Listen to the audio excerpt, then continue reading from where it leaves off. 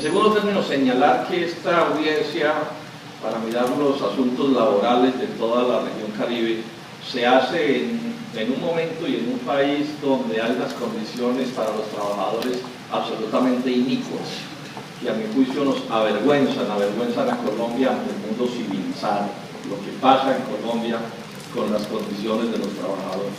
En primer término, unos niveles de desempleo absolutamente inaceptables que se complementan, no son mayores, primero porque manipulan las cifras, pero en segundo término porque el país se llenó de informales, de subempleados, de rebuscadores, en general cerca de 80 de cada 100 personas que se dice que trabajan en Colombia están o en el desempleo, pues obviamente con posibilidad de trabajar o en el desempleo o en el rebusco.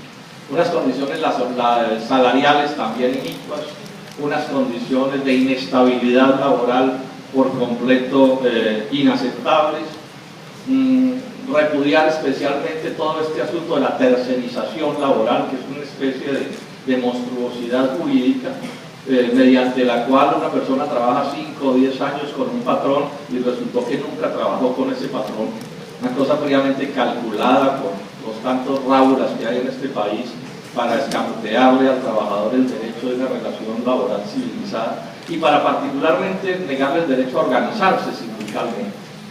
Esta constitución nuestra es una constitución que cuando en todo lo que tiene que ver con su faceta neoliberal se cumple a la perfección, pero en lo que tiene que ver con los derechos que concede se niegan en la práctica. Entonces aquí hay derecho a construir un sindicato, pero bueno, vaya y construyanlo. Vaya y construyanlo. Es más fácil hacer una banda de asaltantes de bancos que construir un sindicato en nuestro país.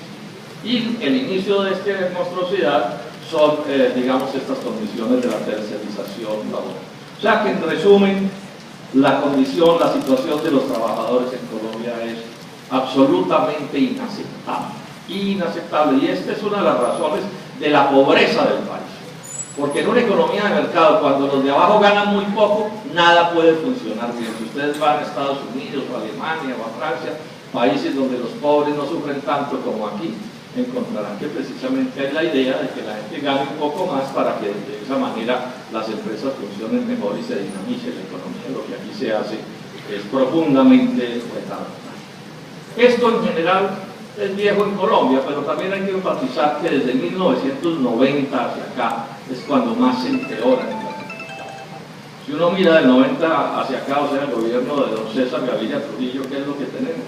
No sé cuántas reformas laborales, todas sistemáticamente calculadas para envilecer las condiciones laborales de los trabajadores. Todas. Ya aquí el día dura hasta las 10 de la noche, 14.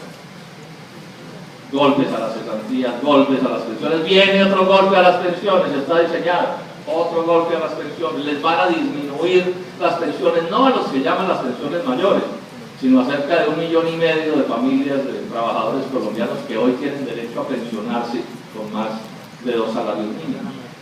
Todo eso va a ser golpeado. O sea que, digamos que llevamos ya más de 20 años de empeoramiento de unas condiciones laborales que ya eran malas.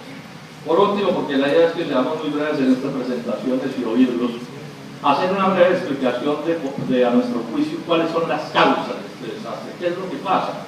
Porque si uno, y esto lo saben bien los médicos, se queda en el dolor, en la molestia, no es capaz de entender la razón de sus dolores, de sus sufrimientos, pues si no entiende las causas no va a poder encontrar la solución.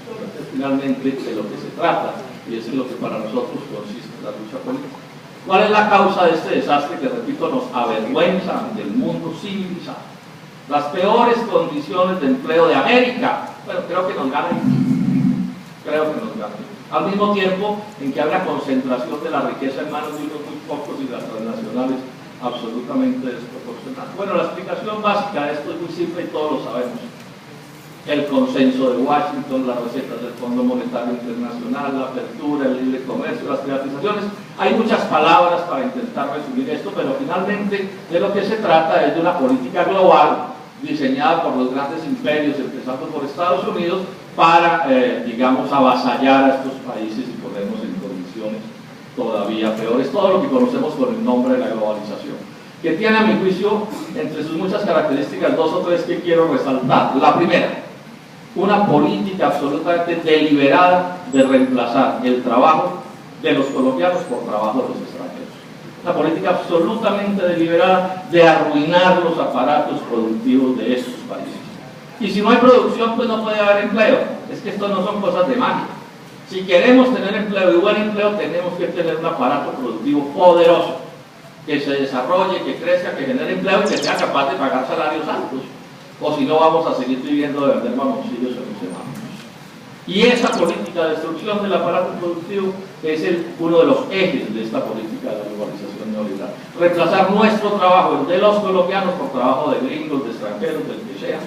Y en la costa sí que se ha vivido esta realidad, piensen nomás en el caso del algodón, para poner un ejemplo a la mano, o de buena parte del desarrollo industrial de Barranquilla, etc. Y en segundo término, esta globalización finalmente consiste en hacer un mundo para que las transnacionales, entre ellas, hagan negocios localizadas en todas partes.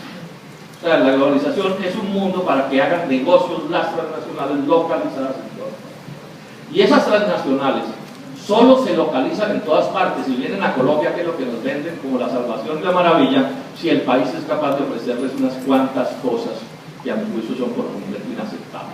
Primero, tenemos que ofrecerles que les entregamos las materias primas a precio de quema. No pagan las regalías que deberían pagar, o sea, todas nuestras materias primas, petróleo, carbón, etcétera, a precios insignificantes. Segundo, que no les hagamos exigencias ambientales muy altas, porque entonces se les daña el negocio. O sea, las exigencias ambientales aquí para esas transnacionales son inferiores a las que les ponen en Alemania o en Japón o en Estados Unidos. Tercero, tampoco se les pueden cobrar impuestos. Por lo menos los impuestos que deberían ser, tienen que ser impuestos bajos o inexistentes, porque si no tampoco